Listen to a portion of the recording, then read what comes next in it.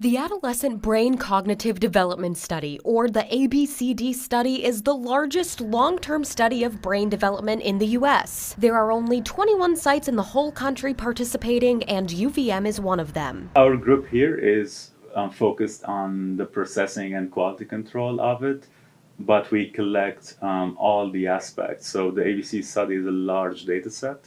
We collect behavioral, imaging, mental health data. Dr. Bader Shirani is one of the lead researchers at UVM involved in the gaming and cognition study. A gamer himself, he was interested in looking deeper into the functional MRI brain imaging analysis of 2,000 kids ages 9 through 10. There's a lot of mixed results in the literature about video gaming, how it is associated.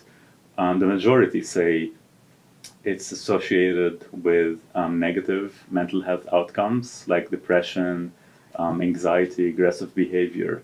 And here we're not seeing this. In the study, kids were separated into two groups, those who reported playing video games for 3+ hours per day and those who don't play at all. Kids who play for 3 or more hours performed better at cognitive skill tests. We're finding superior neurocognition, especially specific to inhibitory control or impulse control and working memory in those who play 3 hours or more of video games per day.